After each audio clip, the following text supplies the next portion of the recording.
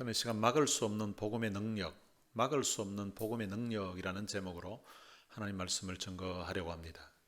어느 시골 교회에 아주 열심히 신앙생활을 하시던 할머니 한 분이 계셨습니다. 이 할머니의 좌우명은 모든 것이 하나님께로부터 왔다는 것입니다. 어느 날 교회를 다니지 않던 이웃집 청년이 이 할머니를 골려주려고 마음을 먹었습니다. 할머니가 마당에서 하나님, 오늘도 일용할 양식을 주세요 라고 기도를 하였는데 그 기도 소리를 듣고서는 이 청년이 몰래 쌀 한 포대를 할머니 집 문 앞에 두고서 이제 밖에서 지켜보고 있었습니다. 잠시 후에 할머니가 나와서 쌀을 보더니 할렐루야, 하나님이 쌀을 주셨네 하고 막 너무 좋아하는 거예요.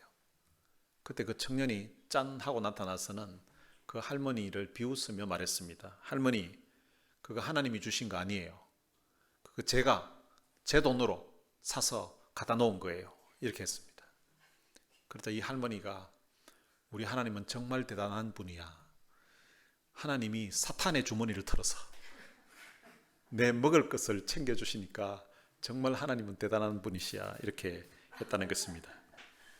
이 할머니의 고백처럼 본문에는 대제사장이 사도들이 복음을 전하려고 할 때에 그것을 막으려고 하였습니다.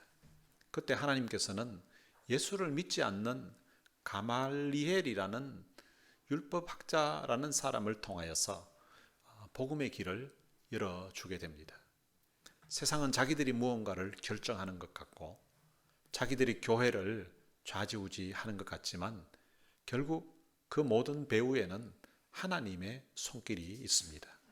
오늘 본문은 바로 그 사실을 우리에게 보여주고 있습니다.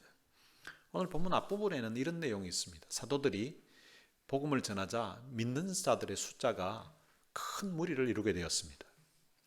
믿는 자의 수가 계속 많아지자 대제사장과 사두개인들이 시기가 가득하여서 사도들을 잡아다가 옥에 가두었습니다. 그런데 주의 사자가 밤에 옥문을 열고 사도들을 나오게 하였습니다.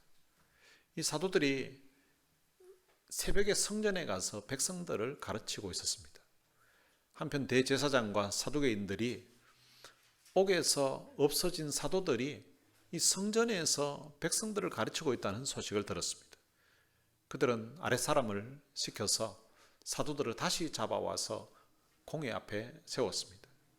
그리고 대제사장이 사도들에게 말했습니다.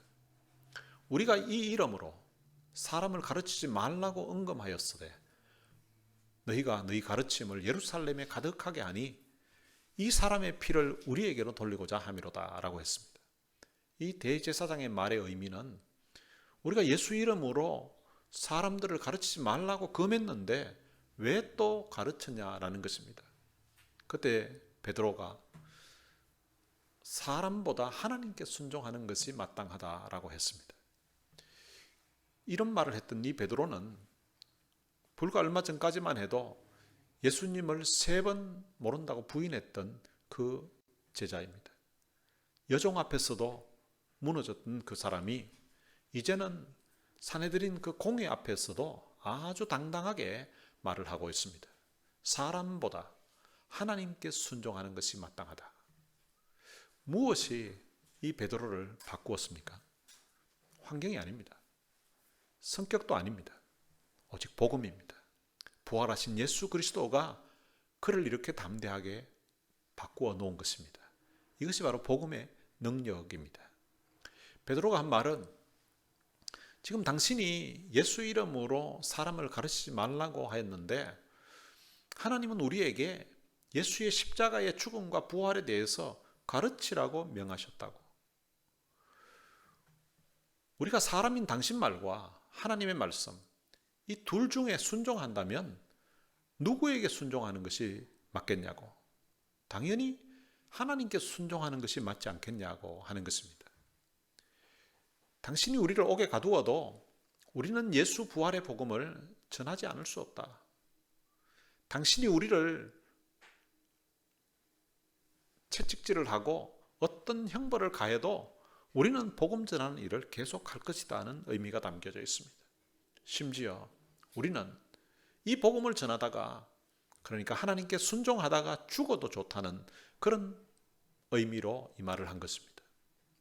법에는 상위법과 하위법이 있습니다. 우리가 살고 있는 이 미국의 경우에는 연방법이 있고요, 또한 주법이 있습니다. 그런데 어떤 때는 이 두 가지 법이 서로 상충될 때가 있습니다. 연방법과 주법이 상충될 때, 이럴 때에는 상위법인 연방법이 우선권이 있습니다. 세상의 법과 하나님의 법이 상충될 때, 그때 하나님의 법이 우선권이 있게 되는 것입니다. 베드로와 사도들이 하는 말이 바로 이 말입니다. 사람의 말과 하나님의 말씀이 동시에 주어졌을 때에 우리가 순종해야 될 그 우선권이 하나님의 말씀에 있다는 것입니다. 그래서 우리가 하나님께 순종하는 것이 마땅하다, 당연하다고 하는 것입니다. 베드로는 왜 복음을 전하는지 그 이유를 이어서 말했습니다. 너희가 나무에 달아 죽인 예수를 우리 조상의 하나님이 살리셨다는 거예요. 이스라엘에게 회개함과 그리고 죄사함을 주시려고 하나님이 예수를 오른손으로 높이사 우리의 임금과 구주로 삼으셨다는 것입니다.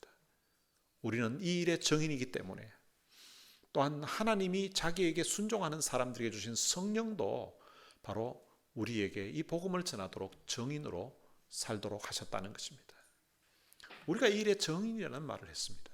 이 증인이라는 이 단어와 순교자라는 이 단어, 이 영어 단어로 보면 이게 이제 어원이 그리스어예요. 이 그리스의 어원이 이 증인이라는 단어와 순교자라는 단어가 같은 어원에서 나왔습니다. 그러니까 이 증인이 되기 위해서는 목숨을 걸 그런 각오를 해야 된다는 것을 의미하는 것입니다. 초대교회 때에 예수의 부활의 복음을 전하는 증인의 삶은 어원의 의미와 마찬가지로 목숨을 걸어야 되는 그런 일이었습니다. 사도들의 말은 자기들은 예수 부활의 복음을 전하지 않을 수 없다는 것입니다. 그 다음에 이제 이어지는 내용이 오늘 본문입니다. 오늘 본문 33절에 보면 그들이 듣고 크게 노하여 사도들을 없이 하고자 할세라고 되어 있습니다.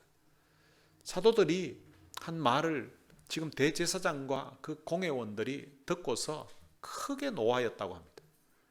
그래서 사도들을 없이 하고자 하였다는 것입니다. 여기서 없이 하고자 하였다는 말은 그들을 죽이려고 했다는 것입니다. 지금 대제사장을 비롯한 산헤드린 그 공회원들, 산헤드린 공회원들이 한 70명 정도 되거든요.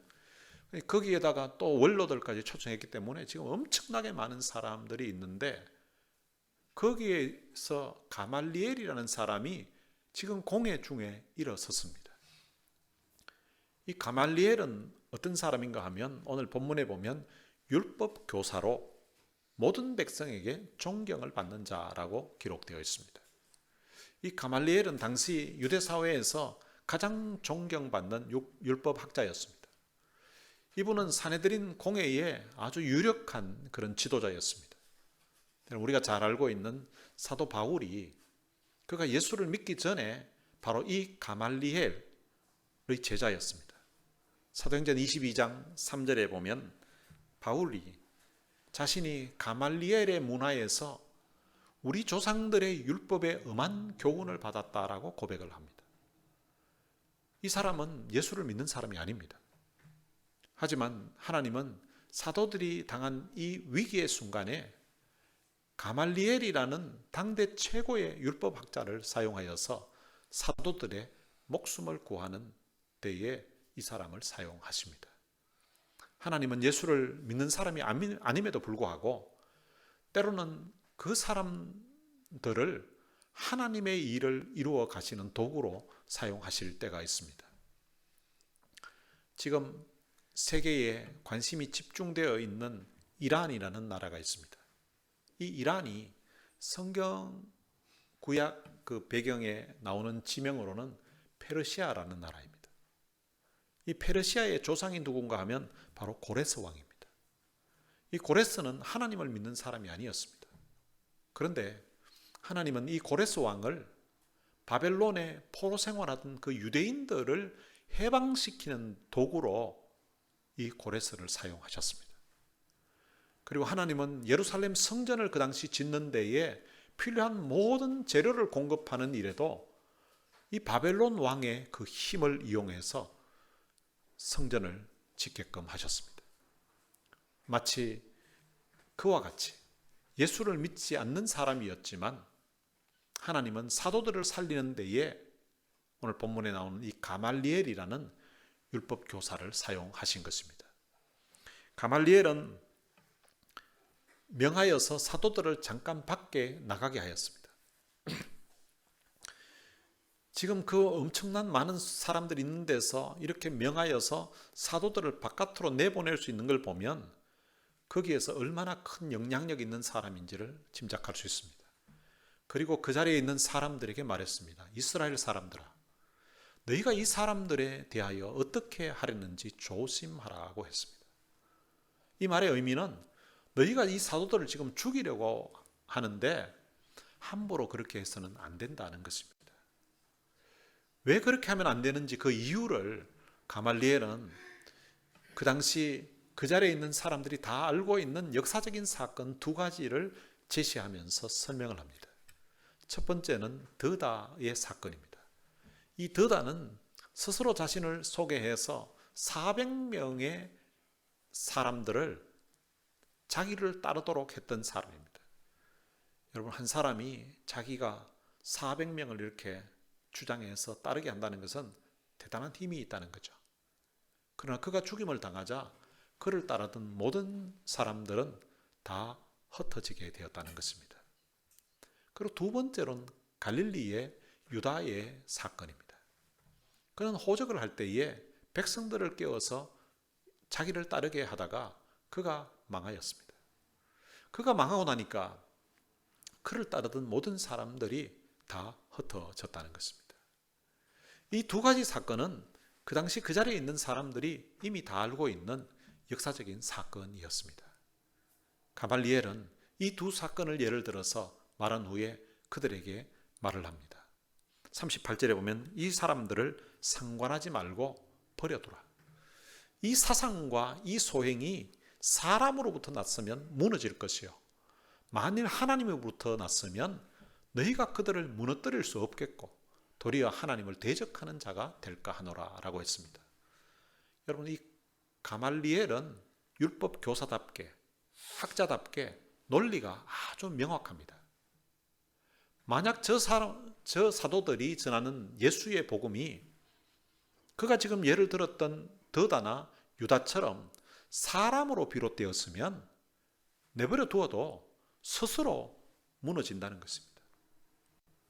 그런데 저 사도들이 전하는 예수의 복음이 만일 사람이 아니라 하나님으로부터 난 것이면 너희가 그들을 무너뜨릴 수 없다는 것입니다. 도리어 지금 너희들이 사도들을 죽이려고 하는 이 행동 자체가 하나님을 대적하는 일이 된다는 것입니다. 가말리엘이 이런 생각을 하였다는 것은 대단한 통찰력이 있는 것입니다. 드다를 따랐던 사람들이 400명이나 되었지만 드다가 죽고 나니까 그를 따르는 사람들이 다 흩어졌습니다. 갈릴리 유다를 따랐던 사람들도 그가 망하고 나니까 그를 따르던 사람들이 다 흩어졌습니다. 그런데 지금 예수의 경우는 다른 것입니다. 예수가 죽었습니다. 그런데 갈수록 더 많은 사람들이 자기는 예수를 믿겠다고, 예수의 제자가 되겠다고 하면서 숫자가 계속 늘어나는 그런 상황이 된 것입니다. 가말리엘이 이런 상황을 보니까 이것은 사람에 의해서 시작된 일이 아니라 하나님으로부터 시작된 일이라고 나름 판단했던 것입니다. 가말리엘의 말을 통하여서 사도들은 위기를 면하게 되었고 풀려나게 된 것입니다. 그런데 제가 이 가말리엘이라는 이 사람을 보면서 좀 안타까운 점이 있습니다. 예수의 복음에 대해서 이 정도의 통찰력이 있으면 이게 사람으로부터가 아니라 하나님으로부터 일어난 일이구나, 이렇게 생각이 되면 자기도 예수를 믿으면 되지 않겠습니까? 그는 더다와 유다의 사건과 그리고 예수의 사건을 비교해 보고서 예수의 사건, 예수의 이 복음은 사람으로부터 난 것이 아닌 것 같다는 생각이 들었던 거예요. 그런 예수의 복음이 하나님으로부터 온 것 같다는 사실을 일어나는 현상을 보면서 직감적으로 알았던 것입니다. 그럼에도 불구하고 그는 예수를 믿고 예수의 제자가 되지는 않았습니다. 가말리엘은 하나님께로부터 났으면 무너지지 않을 것이니 두고 보자는 그런 관찰자적 입장이었습니다. 그러나 지금 그들 앞에 있는 이 사도들은 이것이 하나님으로부터 난 것이기에 내 인생을 걸고 내 목숨을 건다고 하면서 그들은 복음을 전했던 것입니다. 가말리엘은 이성적인 통찰력으로 하나님의 일을 알아차렸을지는 모르지만 정작 그 하나님 앞에 그는 무릎을 꿇지는 않았습니다. 아무리 뛰어난 성경 지식과 합리적인 판단력을 가졌다 할지라도 그것이 내 삶을 던지는 순종으로 이어지지 않으면 그것은 구경꾼의 지혜일 뿐인 것입니다. 하나님의 역사에 감탄하는 자가 되지 말고 하나님의 역사에 붙들려서 인생을 거는 진짜 제자, 진짜 성도가 되시기를 주님의 이름으로 축원합니다. 우리의 신앙은 하나님이 하시는 일을 지켜보는 그런 자가 아닙니다. 우리는 하나님을 믿기 때문에 하나님이 그 하시는 그 일에 함께 참여하고 동참해야 되는 것입니다. 가말리엘의 입을 통해서 선포된 이 말씀은 오늘날 우리들에게도 신앙의 절대 기준이 되는 말씀입니다. 만일 하나님으로부터 났으면 너희가 그들을 무너뜨릴 수 없겠고 만일 하나님으로부터 났으면 너희가 그들을 무너뜨릴 수 없겠고 그럼 하나님은 역사의 주관자이십니다. 기독교 2000년 역사는 가말리엘의 이 말이 진리임을 증명해 주었습니다. 수많은 로마 황제가 교회를 없애려고 하였습니다. 공산주의가 교회를 없애고 복음을 짓밟으려고 하였습니다. 그러나 교회는 여전히 존재하고 있고 복음은 무너지지 않았습니다. 복음이 무너지지 않은 이유가 있습니다. 그것은 이 복음이 하나님께로부터 났기 때문인 것입니다. 하나님을 대적하는 자들에게 가말리엘은 경고합니다. 그 경고는 하나님께로부터 났기에 너희가 그들을 무너뜨릴 수 없겠고 도리어 하나님을 대적하는 자가 된다는 것입니다. 가말리엘이 한 말을 대제사장과 그 자리에 있던 공회원들이 듣고서 그 말이 옳다고 생각하였습니다. 그래서 그들이 사도들을 다시 불러들여서 채찍질하여서 예수 이름으로 말하지 못하게 하고는 놓아주었습니다. 우리가 하나님의 편에 서 있다면 세상 그 무엇도 우리를 무너뜨릴 수 없다는 사실을 믿으시기를 바랍니다. 결국 사도들은 채찍질 당하고 그 자리에서 풀려났습니다. 그 당시 채찍은 가죽끈으로 만들었는데요. 가죽끈 끝이 이렇게 갈라져 있습니다. 그리고 그 끝에는 손톱만한 크기의 날카로운 쇠조각이 총총하게 박혀 있습니다. 그래서 이 채찍을 때려서 이것을 당기게 되면 등에 있는 살찜이 다 떨어져 나가게 됩니다. 채찍은 엄청난 고통을 줍니다. 사도 바울은 성경에 보면 이 40에 하나 감한 매를 5번이나 맞았다고 기록하고 있습니다. 40이라는 숫자는 그 당시에 죽음을 의미했습니다. 그래서 40을 넘지 못하도록 그래서 맥시멈이 40까지인 거예요. 그래서 40에 하나 감한 매를 5번이나 맞았다고 했습니다. 예수님도 바로 이런 채찍에 맞으신 것입니다. 사도들은 채찍을 맞은 후에 그곳에서 풀려나게 되었습니다. 그런데 채찍 맞고 풀려난 사도들에게 일어났던 그 반응이 41절에 기록되어 있습니다. 사도들은 그 이름을 위하여 능력받는 일에 합당한 자로 여기심을 기뻐하면서 공의 앞을 떠나니라 라고 되어 있습니다.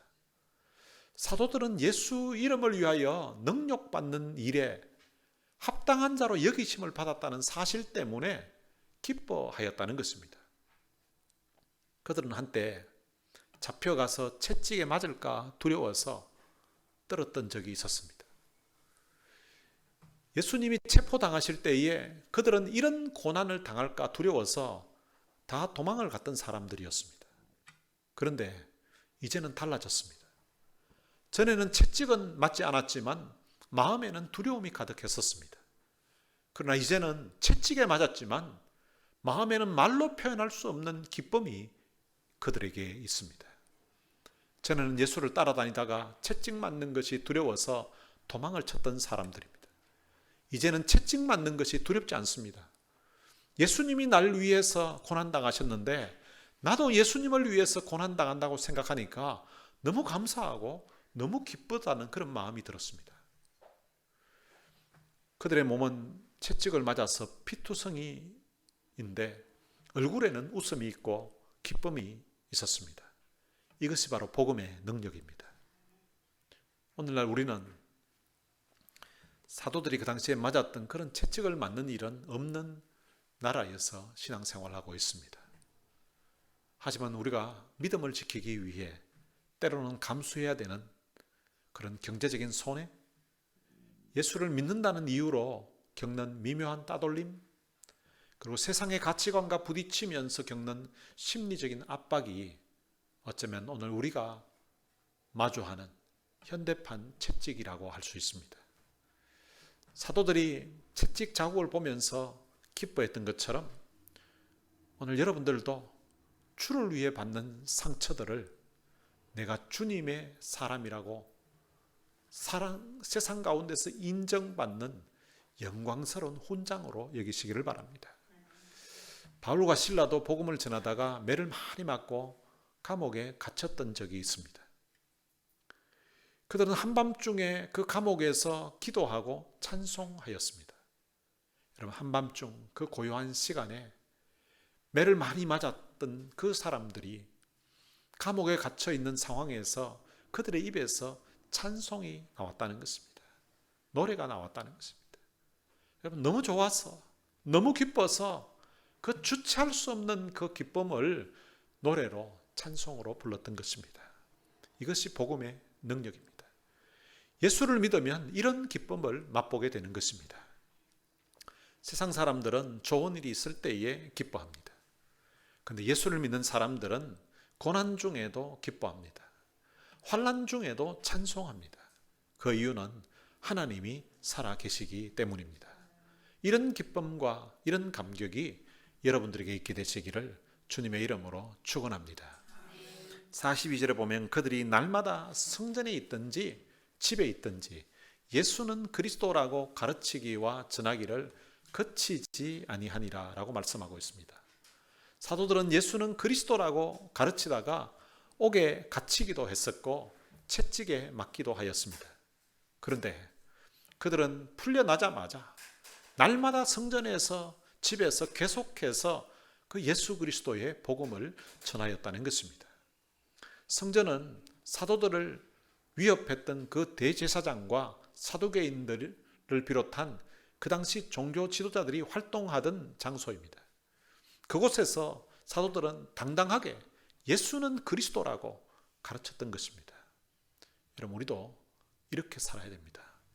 세상 앞에서 당당하게 내가 믿고 있는 그 예수 그리스도를 전하면서 살아야 되는 것입니다. 여러분, 내가 예수 믿고 죄사함 받았고 내가 예수 믿어서 하나님의 자녀가 되었고 그래서 구원받은 것이 확실하다면 여러분, 이 사실을 내가 말하는데 당당하지 못하고 머뭇거려야 될 이유가 없는 것입니다. 오래전 공산 정권 아래에서 신앙을 지키던 지하교회에 성도들이 있었습니다.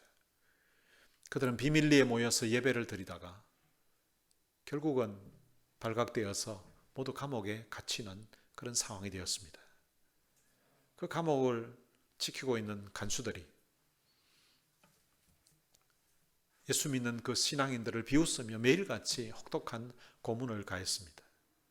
어느 날 간수장이 그 성도들 가운데 가장 나이 많은 성도를 불러서 채찍질을 하면서 그에게 물었습니다.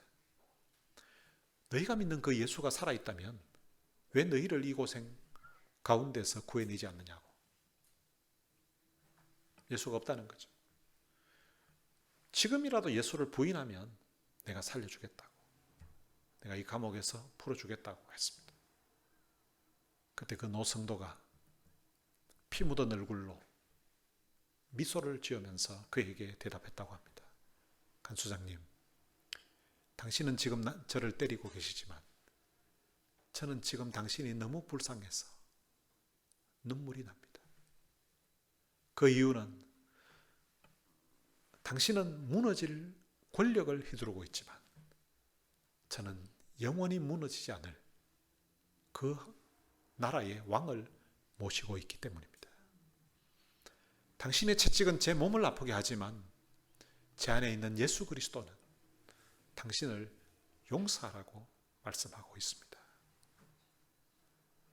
그 노성도의 그 평온한 눈빛과 얼굴 표정, 흔들림 없는 그 확신 가운데서 하는 그 말을 이 간수장이 듣고서는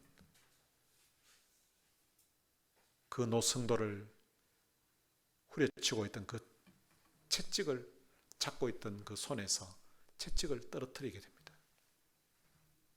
그리고 나서는 이 간수장이 그 노성도를 통하여서 결국은 복음을 받아들이게 되었다고 합니다.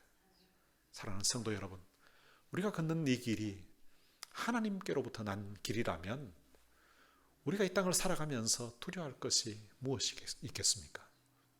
세상의 채찍은 잠시 우리에게 아픔을 줄 수도 있지만 그러나 우리 안에 계신 예수 그리스도의 생명은 결코 꺾을 수가 없는 것입니다. 고난을 당하면서도 당당했던 그 사도들처럼 고난 중에서도 믿음을 지키면서 살았던 수많은 믿음의 선배들처럼 여러분들의 삶에 고난이 있다 할지라도 그 고난 중에서도 기뻐하며 세상에서 당당하게 예수 그리스도를 믿고 살아가는 여러분 되시기를 주님의 이름으로 축원합니다. 오늘 들은 말씀을 생각하면서 우리 찬양을 한 곡 같이 부르겠습니다. 돌아서지 않으리라는 찬양입니다. 이 가사의 고백이 여러분들의 평생의 노래가 되시기를 바랍니다. 가사 내용이 이렇습니다. 주님 뜻대로 살기로 했네. 주님 뜻대로 살기로 했네. 주님 뜻대로 살기로 했네. 뒤돌아서지 않으리. 이 세상 사람 날 몰라줘도, 이 세상 사람 날 몰라줘도, 이 세상 사람 날 몰라줘도 뒤돌아서지 않겠네. 뒤돌아서지 않겠네. 어떠한 시련이 와도 수많은 유혹 속에도 신실하신 주님 약속 나 붙들리라. 세상이 이해 못하고 우리를 조롱하여도 신실하신 주님 약속만 붙들리라. 결코 돌아서지 않으리. 세상이 이해 못하고 우리를 조롱하지만 그러나 신실하신 그 주님 약속 붙잡고서 결코 그 믿음의 길에서 돌아서지 않겠다는 그런 결단이 담겨져 있는 찬양입니다. 들은 말씀 생각하면서 함께 찬양 부르시겠습니다.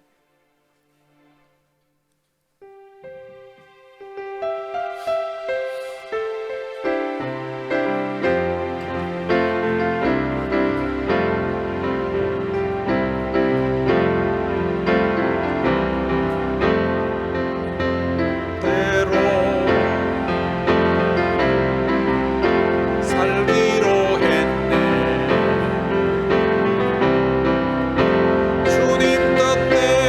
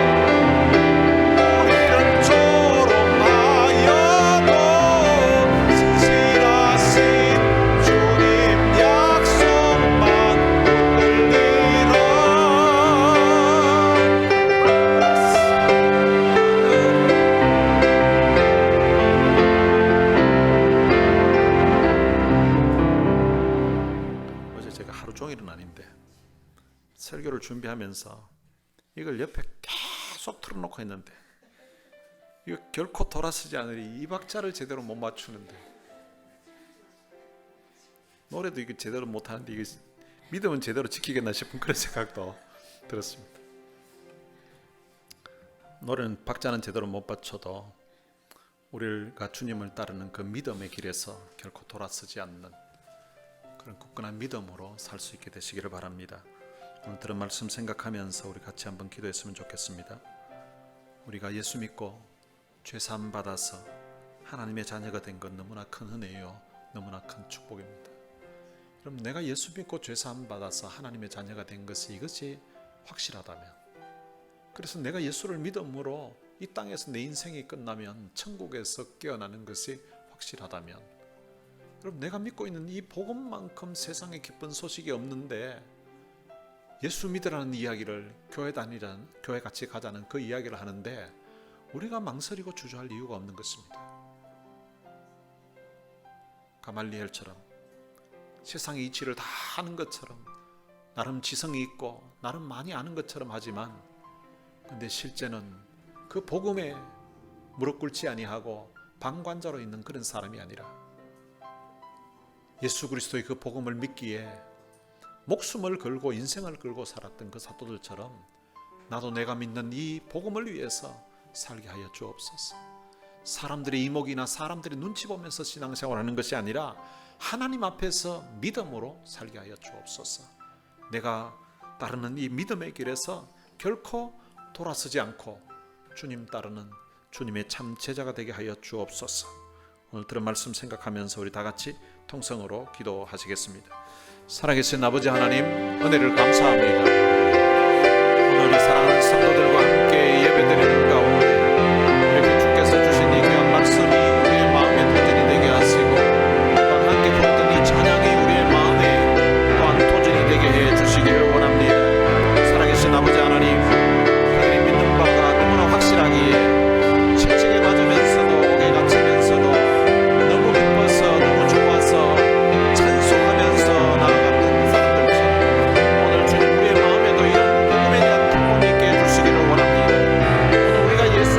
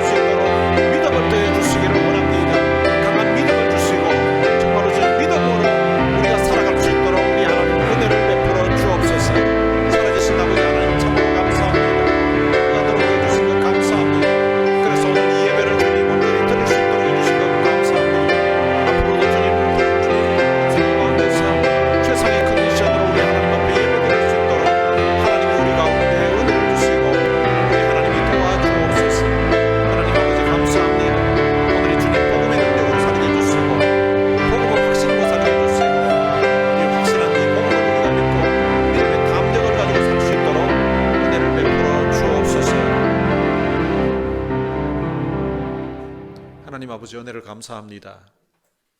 한때 예수님 체포당하실 때에 두려워서 도망갔던 그 제자들이 이제는 산헤드린 공회 앞에서도 담대하게 당당하게 예수 그리스도의 그 십자가와 부활의 복음을 전하고 있는 것처럼 오늘 우리의 마음에도 우리가 알고 있는, 우리가 믿고 있는 이 예수 그리스도의 이 복음에 대해서 담대함을 주시고 믿음의 담력을 주시기를 원합니다.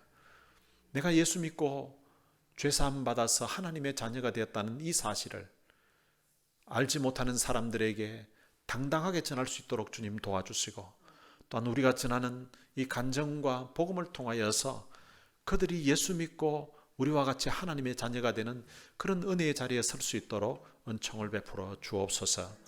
우리 주 예수 그리스도의 은혜와 하나님의 무한하신 사랑과 성령님의 위로교통 충만하심이 우리가 믿고 있는 예수 그리스도의 십자가와 부활의 복음을 당당하게 담대하게 전하며 살 것을 마음에 다짐하는 하나님의 귀한 자녀들 머리머리 위에 이제로부터 영원토록 함께 있을지어다.